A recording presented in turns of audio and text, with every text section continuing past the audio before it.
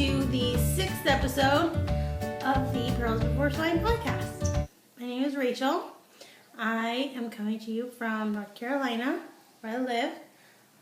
And one weird thing about me, because I thought that I would start sharing a random piece of information about me at the beginning every time, is that I can touch my nose with my tongue. Do you want to see? You do, don't you? It's actually kind of gross. Well, maybe not gross. Whatever. Here you go. And I can do that because my nose goes down. And because I have a Gene Simmons song. So, I bet Gene Simmons can probably touch like his eyebrows or something weird like that. But, yes, I can touch my nose with my tongue.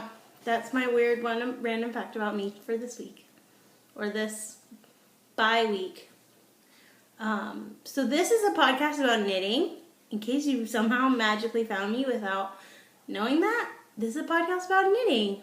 It's also a podcast about whatever I feel like talking about. But it's usually just knitting because I love talking about knitting. You can find me on Instagram as LambWoman, on Ravelry as LambWoman02, and on Periscope as LambWoman. Although I have yet to Periscope, but every single time I say that in my podcast, it makes me want to Periscope a little tiny bit more. So maybe someday I will actually Periscope, but I'm really afraid of trolls and no one watching. So we'll see. Maybe someday I will Periscope if I have a burning knitting problem. So, I always do this. So this last weekend was Memorial Day. I hope you had a good Memorial Day. And if you are in Canada, then the weekend before that, I hope you had a good May long weekend. And if you live in England, I have no idea if you have a May end of holiday. Do you have a bank holiday? I don't know. You can tell me and let me know. Seems like you guys are always having bank holidays. Maybe yeah. Anyway, yeah. I don't know what you do in Britain, but I know that we had Memorial Day and we went camping with my husband's family. He's one of 6. He has 4 brothers and a sister. And they are all married except for one. And she's getting married this summer and he's the second one. And 4 of the families have children. And then obviously the one who's not married doesn't have any kids. And then the other couple that doesn't have kids, they just got married in December. So, yeah, so the whole family was there except for Isaac's mom. Because she hates camping. So we went to the Shenandoah. It's a national park that is in Virginia, in Western Virginia, not to be confused with West Virginia, just Western Virginia. It is so beautiful. So beautiful. That was my first time going to the Shenandoah. I've been wanting to go for a long time. Ever since I read the book, A Walk in the Woods, which was recently made into a movie with Robert Redford, which is a really good book that I highly recommend.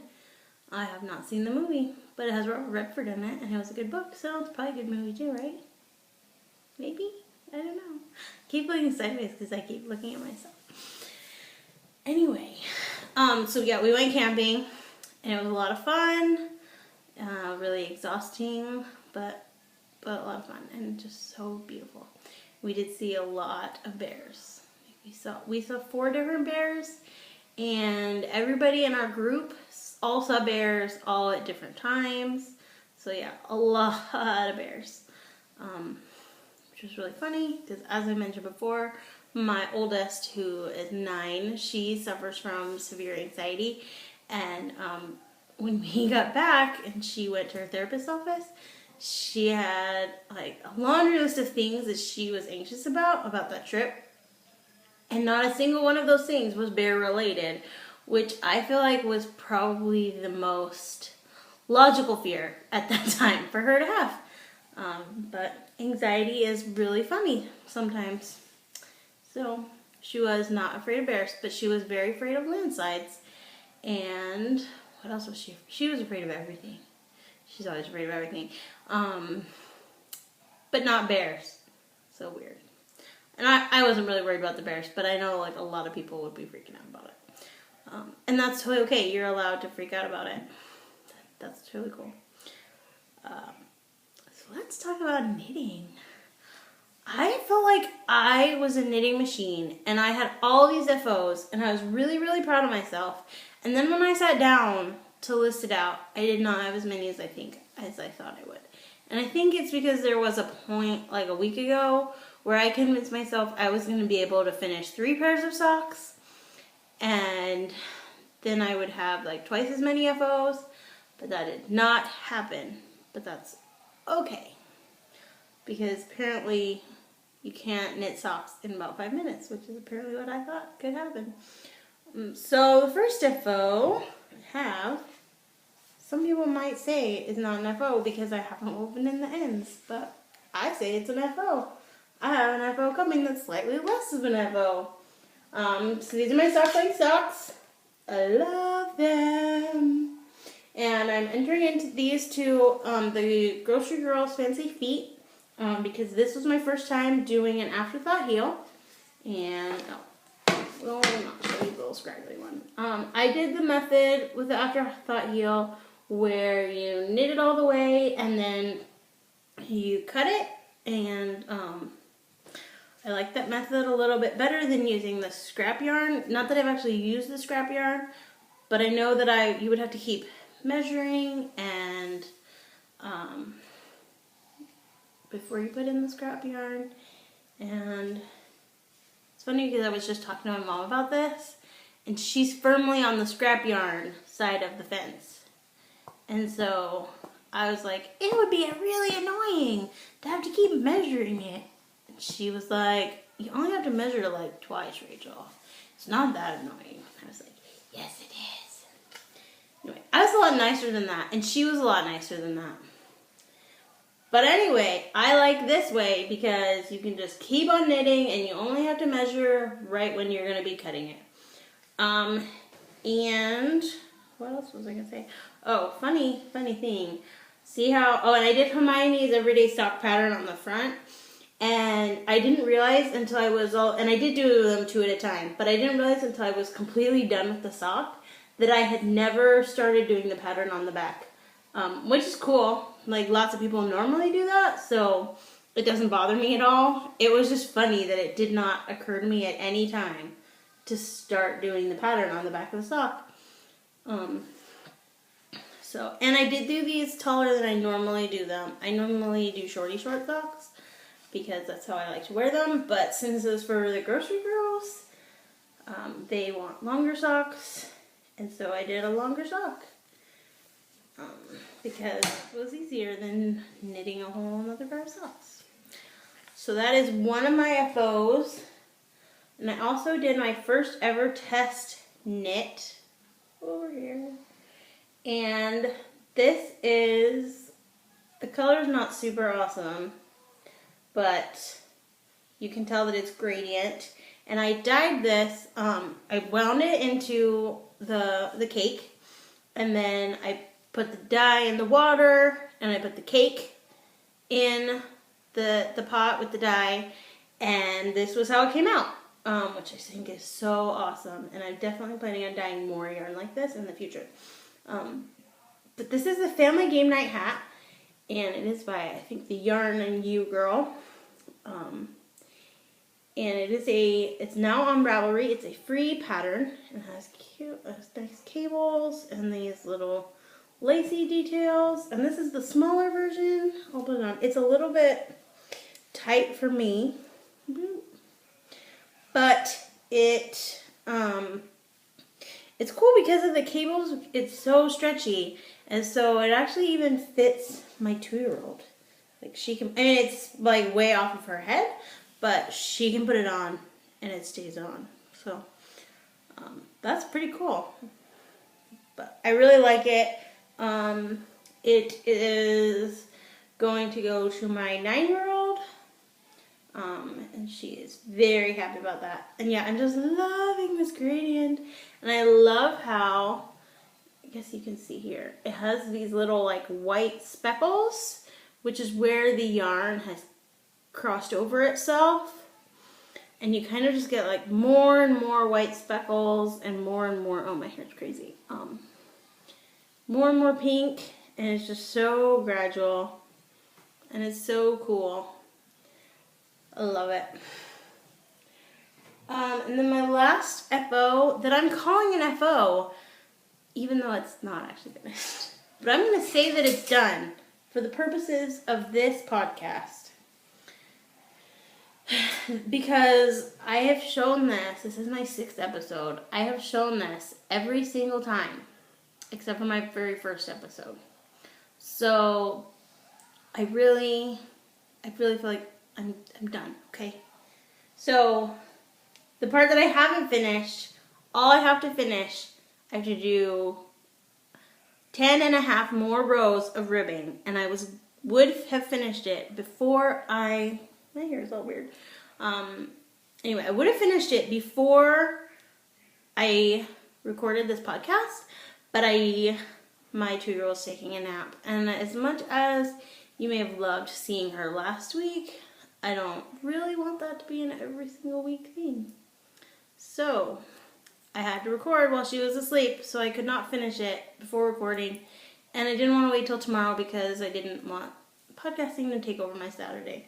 So, we're calling this an FO so that I don't have to show you next week.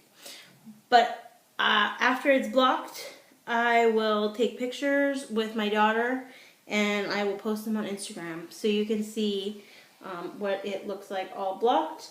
So this is called, I went all backwards. This is called the Sunspots. It's just Sunspots by Elena Nodell. And here's the back. It's just a little cardigan. I made it for my 9-year-old because she apparently gets all the knitting love so far in the 6-episode history of my podcast. She's the only one that I've knit anything for. Sad but true. And I really like this pattern. There is an adult version. I do not remember what it is called. I will hopefully put it in the show notes. Because I'm going, you know what? I was starting to do that before I did this and then I forgot about it. I will be creating a Ravelry group for the podcast. And I will be putting show notes in the Ravelry group. So hopefully by the time you see this, you will be able to go and see the kid version and the adult version. One thing that I liked about the pattern is that she told you how much bigger it gets when it's blocked, which I thought was really helpful because sometimes you could just keep, because she doesn't give you a specific number of repeats. She tells you how long to make it, like a certain distance from the armpit. And she tells you how much bigger it gets after it's blocked. And I think that's really helpful because if it were me, I would try it on my daughter and then be like, oh no, it needs to be 3 more inches longer. And then I would make it 3 more inches longer, and then it would block, and then it would be like 6 inches longer than it actually needed to be. So this way, that won't happen. So here's the front again. It has a nice little cable. Yeah, I like it. I don't know what else there's to say about it. I made this out of Knit Picks Stroll, the high tea colorway, and that is, I believe, a 80-20, 80% superwash merino, 20% nylon. I think it's so soft. I always rub my face on it every episode. But this will be the last time. I'm really excited that this is over. Can you tell? I really need this to be done. I have, over the last couple weeks, I've been working on this one at night and working on my other projects during the day. which has been helpful because I feel like I've been able to chug away at this one and still work on some of the things that I maybe want to work on a little bit more. And yeah, so, and that's what I'm planning. I have another big project planned that I will tell you about in a little bit later. So those are my 3 things that I have actually finished this last 2 weeks. I was hoping for more because for some reason when you're going on a camping trip, you assume that you will be knitting for 18 hours a day. That did not happen. I took, how much did I take with me? I took 2 pairs of socks and that sweater. And then I was really worried that I was going to run out of stuff to knit. And so I brought along with me my size 3 needles so that if I finished all that, then I would still be able to make preemie hats because I have that in my head. So if you're ever going on a trip, the preemie hats are the perfect emergency project because all you have to bring along is the needles and you can use up whatever scrap yarn you have left because whatever you just finished probably has at least 10 grams. And so it's a good thing to know, and that's something I will definitely do in the future, is just bring along those needles because I'll probably have 4 times as much knitting as I can do anyway. I don't know what I was thinking. But I know I'm not the only one. So that's okay. So onto my whips. I finished the tube part of both of these socks. I call them my Summer Lovin' socks. This is a self-striping that I dyed myself. I really like it. The dye job is not perfect. Why am I doing this? That's super helpful. Look how it looks. I don't know why I did that. Yes, this is a dye job that I did myself. It is far from perfect. That's okay. It stripes. It's very cool. I really like them. They took me a million years to unravel. So I'm not sure that I will ever do this for someone else. But for myself, I may dye more self-striping yarn later. I just probably need to get over my fear of it and try it again. So I'm going to do afterthought heels on, spinning it really helps you see how amazing it is, doesn't it? I'm all wackadoodle today, guys. So wackadoodle.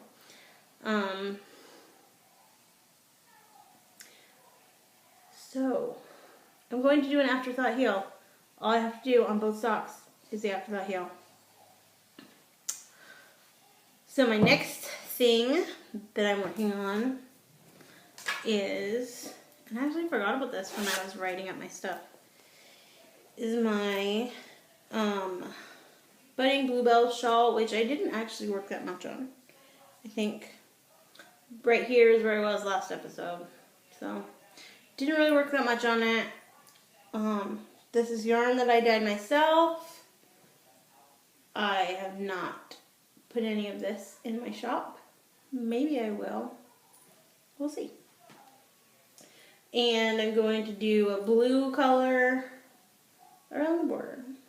Oh, did I tell you? This is the Budding Bluebells by Mina Phillip. And I'm seriously wackadoodle. Am I going to have to re-record this episode? I don't know. Yep. That's it. That's what it looks like. Moving on.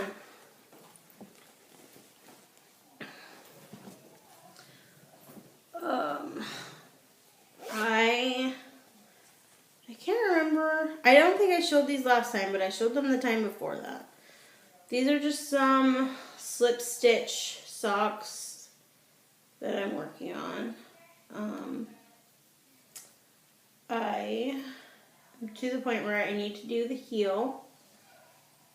And, oh, you can see how sweet. So the art, I did this yarn also myself. Again, I have not put any of this in my shop. I should dye up some more and put it in my shop. I call this Hot Pink Lemonade. It has just like a neon yellow stripe and then like a hot pink speckle stripe. But when you do, this is like a slip stitch cable, and I think it's really cool how the stripes are elongated on the cable. And oddly enough, it actually shows up better on there than it does in real life. Which is a little bit weird. I guess because the colors look so crazy. Yes. So I need to do the heel. And I want to do a heel that I've never done before. So I just need to find one. I've done a lot of Fish Lips Kiss heels. Probably gonna do a German short row, or I think it's like an OMG heel or something like that. I don't know. There's a bunch of different options. I just want to pick something that I haven't done before, so that I can put it in the Grocery Girls.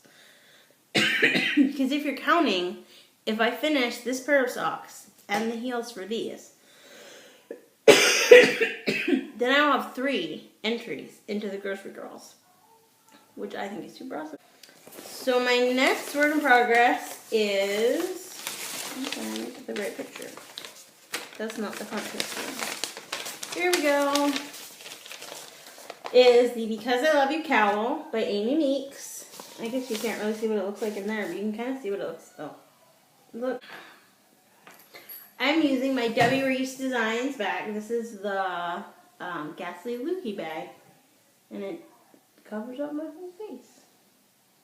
So this is my Periscoping Sisters project. Since it's in my Debbie Reese bag, is an Amy Meeks pattern. I am this far, and I am, I dropped some stitches, y'all. I am using Low Did It, the Pretty Young Thing. Seriously, oh my goodness. I'm using Low Did It, Pretty Young Thing,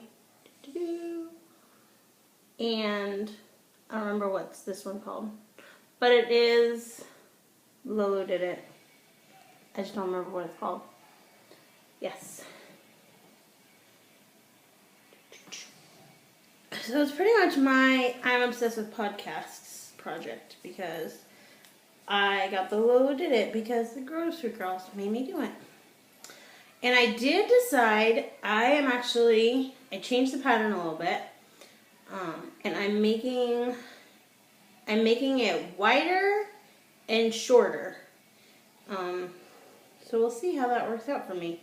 I think I increased the stitches by like 20% when I cast on, and then I'm just gonna probably decrease the number of rows by like 20%. So hopefully, yeah, I didn't want it to be all bunched up here. I wanted it to be a little bit more here-ish.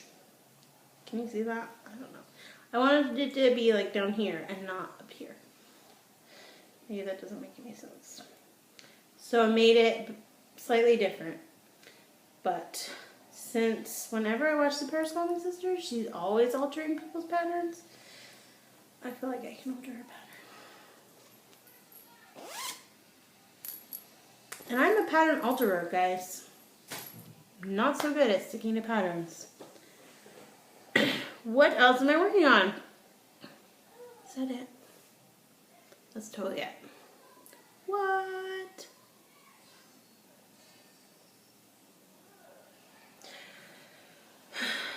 So let's get on to my needle dreams.